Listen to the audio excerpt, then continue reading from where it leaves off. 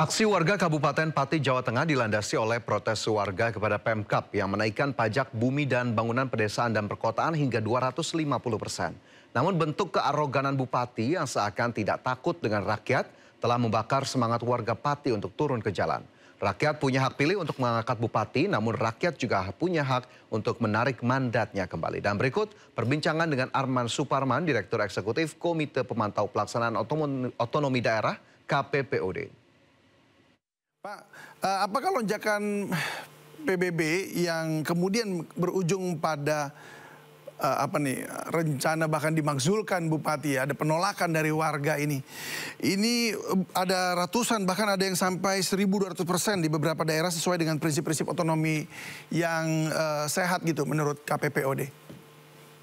Ya Mas, sebetulnya kalau lihat kebijakan pajak dan retribusi daerah ya, saya mungkin mau jelaskan dari konteks kebijakannya dulu ya Mas David.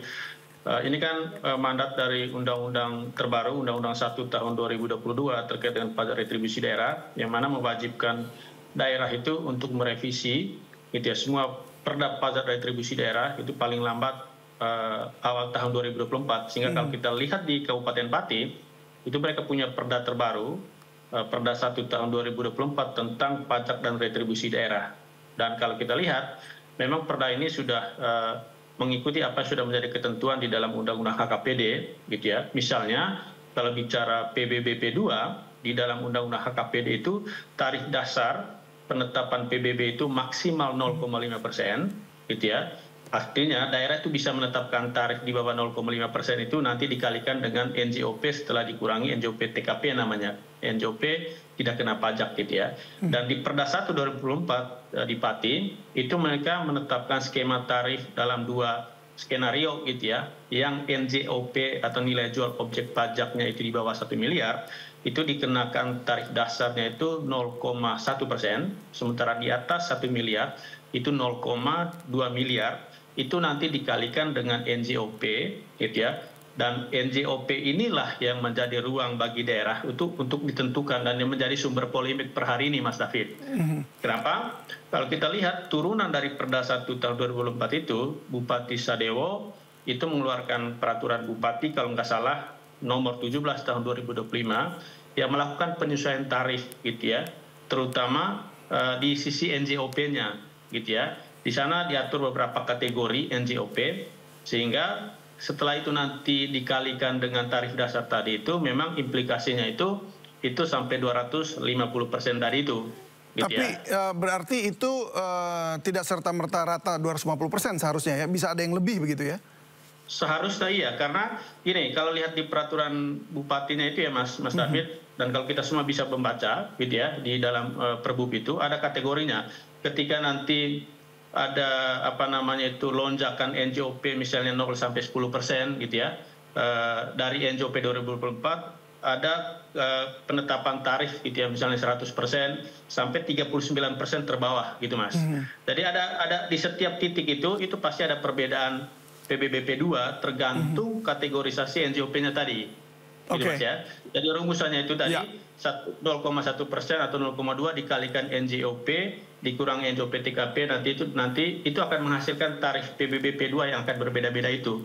Gitu ya. Yang menurut kami kalau lihat tempat di media ya Mas David, ini kan sebetulnya perlu dijelaskan atau dikelirkan oleh pemerintah, terutama oleh Bupati Sadewo ya, yang dimaksudkan dengan 250% itu seperti apa. Artinya memang sedari awal kami melihat problemnya ini soal komunikasi dan juga sosialisasi, dan yang kedua adalah soal absennya partisipasi publik dalam proses perancangan kebijakan itu Mas David. Baik, tapi kalau menurut berdasarkan pemantauan KPPOD ya, ini prosesnya ini sudah akuntabel nggak ya, atau sudah transparan nggak begitu?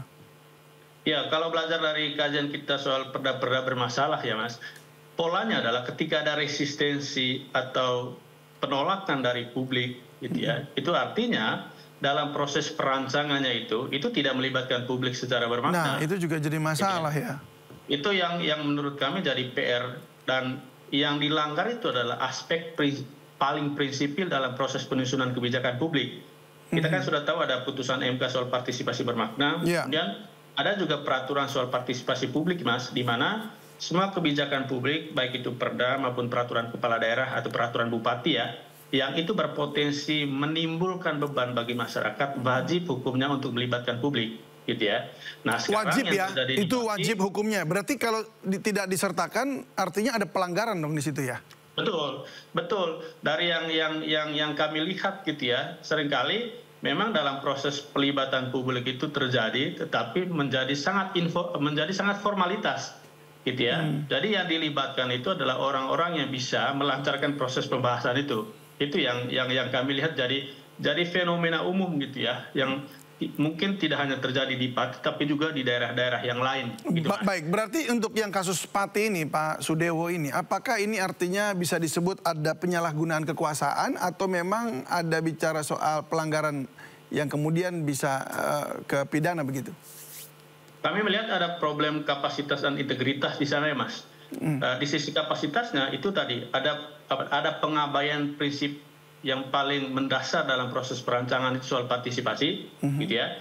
Karena kan sekarang resistensi itu muncul ketika peraturan bupati itu sudah keluar, Mas. Seharusnya proses penolakan, polemik, diskusi itu terjadi di dalam proses perancangan, bukan setelah diundangkan atau ditetapkan, gitu ya.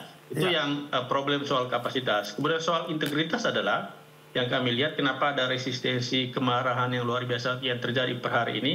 Itu karena karakter pertama soal ketidakpekaan kepala daerah terhadap apa yang menjadi masalah atau kondisi masyarakatnya sendiri. Kemudian yang kedua, ada karakter arogansi yang ditampilkan, gitu ya. Dengan menantang itu ya. Sanggup menghadap 50.000 itu kan satu bentuk arogansi, gitu ya. Sehingga tidak heran hari ini kita lihat tuntutannya sekarang bukan hanya membatalkan kebijakan PBBP 2 ya, tetapi juga sekarang sudah malah ketuntutan untuk dimakjulkan, untuk dimundurkan dari jabatan sebagai kepala daerah. Baik, Pak Arman, kita coba kita cek yang satu dulu ya. Yang pertama bicara soal NJOP dan juga perkaliannya tadi dengan 1 atau 2% dan sebagainya ini. Nah, kalau kita melihat ke daerah, ya tentu ada orang-orang yang memiliki tanah besar, tetapi sesungguhnya mereka tidak memiliki keuangan yang cukup. Artinya mereka memang hanya menerima tanah tersebut, objek pajak tersebut dari turun-temurun sebagai warisan begitu. Sementara keuangannya tidak ada, nggak sanggup untuk membayar yang seperti itu. Nah yang seperti ini nih seharusnya seperti apa penanganannya oleh kepala daerah? Ya, seperti yang tadi kami sampaikan ya Mas ya, dalam proses perancangan kebijakan itu ada 2 prinsip tadi itu ya, soal partisipasi publik. Kenapa muncul partisipasi publik itu? Itu untuk mengidentifikasi seperti apa tantangan, kebutuhan, masalah yang dihadapi oleh wajib pajak, gitu ya. Karena kalau tidak berdialog, tidak berkomunikasi, persoalan yang tadi dicontohkan Mas David itu akan tidak diketahui oleh para pengambil kebijakan. Siapa yang tahu kalau saya atau Mas David itu punya tanah yang besar tapi tidak punya kemampuan untuk membayar? Itu baru diketahui dalam proses komunikasi, dialog dalam proses perancangan, gitu kan ya. Itu yang pertama. Kemudian yang kedua, itu kan sebetulnya membutuhkan riset atau kajian atau assessment yang sistematis, Mas. Sehingga kan ada prinsip evidence based to policy gitu ya, atau evidence based policy making. Artinya proses perancangan itu benar-benar berbasiskan data, berbasiskan analisis atas data yang akuntabel, yang bisa dipertanggungjawabkan, gitu ya. Dan yang terjadi per hari ini yang di Kabupaten Pati bagi kami memang pengabaian terhadap 2 dimensi itu, soal partisipasi dan juga soal evidence base, gitu ya. Publik begitu marah. Kenapa? Ya kita lihat sekarang fenomena soal himpitan ekonomi, tekanan ekonomi gitu ya. Ditambah lagi dengan beban yang diberikan oleh negara dalam hal ini Pemda. Tentu dalam konteks ini masyarakat yang mana menurut mereka punya mandat untuk memberikan kepercayaan. Kejaksaan Agung tetapkan Direktur Utama Sritex tersangka dugaan pemberian korupsi kredit bank. Informasinya kami hadirkan sesaat lagi, tetaplah di Sindosia.